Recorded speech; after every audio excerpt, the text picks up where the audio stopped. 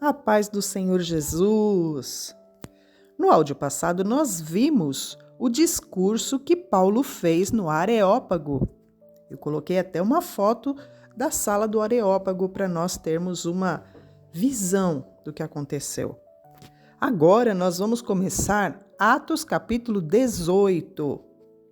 Então vamos lá. Depois disto, partiu Paulo de Atenas e chegou a Corinto. E achando um certo judeu por nome Áquila, natural do Ponto, que tinha acabado de chegar da Itália, e Priscila, sua mulher, pois Cláudio tinha mandado que todos os judeus saíssem de Roma, e se ajuntou com eles. Este Cláudio, que diz neste versículo, é Cláudio César, o imperador de Roma, que baniu os judeus no ano de 49 depois de Cristo. Se nós formos na história natural, procurar nos livros, nós vamos achar esta informação da história. Então, Paulo achou em Corinto Áquila e Priscila, que foram banidos. E como era do mesmo ofício, ficou com eles e trabalhava, pois tinha por ofício fazer tendas. Um minutinho aí, vamos entender o que está acontecendo. Paulo achou os dois, ficou com eles porque tinha o mesmo ofício? Paulo? Bom, todo jovem judeu, quaisquer que fossem as circunstâncias, era ensinado sobre algum ofício. E Paulo fez questão de trabalhar naquilo em que ele foi ensinado.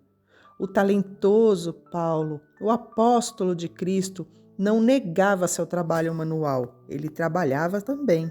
Então, ele fazia tendas. Verso 4.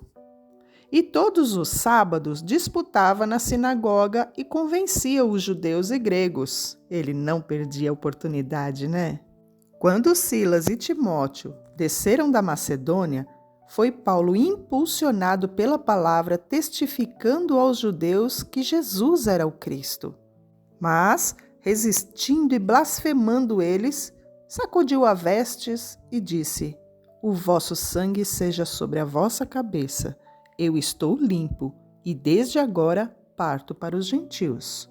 Veja que ele deu a oportunidade de salvação primeiro aos judeus. E saindo dali, entrou na casa de um homem chamado Tito Justo, que servia a Deus e cuja casa estava junto da sinagoga. E Crispo, chefe da sinagoga, principal da sinagoga, creu no Senhor com toda a sua casa. Também muitos dos coríntios, ouvindo, creram e foram batizados. E disse o Senhor em visão a Paulo: Não temas, mas fala e não te cales, porque eu sou contigo, e ninguém lançará mão de ti para te fazer mal, pois tenho muito povo nesta cidade. E ficou ali 1 ano e 6 meses ensinando entre eles a palavra de Deus. Mas, sendo Gálio procônsul de Acaia, levantaram-se os judeus concordemente contra Paulo e o levaram ao tribunal. Nós aprendemos o que é um procônsul. É um governador. Então os judeus combinaram entre si e levaram Paulo ao tribunal, dizendo: Este persuade os homens a servir a Deus contra a lei. E querendo Paulo abrir a boca, disse Gálio aos judeus: Se houvesse, ó judeus, algum agravo, algum crime enorme, com razão eu vos sofreria, eu os ouviria. Mas, se a questão é de palavras, de nomes e da lei que entre vós há, vede-os vós mesmos, porque eu não quero ser juiz dessas coisas. E expulsou-os do tribunal. Então todos agarraram Sóstenes, principal da sinagoga, e o feriram diante do tribunal. Porém a Gálio nada dessas coisas incomodava. Às vezes, tem coisas na palavra de Deus que nos foge à vista, mas vamos atentar a cada detalhe, mesmo que ele pareça insignificante. No verso 8, o chefe da sinagoga foi chamado de Crispo. Agora, no verso 17, estão chamando o chefe da sinagoga de Sóstenes. A Bíblia não faz confusão. Ele é a mesma pessoa, provavelmente é o sobrenome dele. Continuando. E Paulo, ficando ali ainda muitos dias, despediu-se dos irmãos e dali navegou para a Síria, e com ele Priscila e Áquila, tendo rapado a cabeça em Cencreia, porque tinha voto. Paulo rapou a sua cabeça. É difícil identificar esse voto que Paulo fez.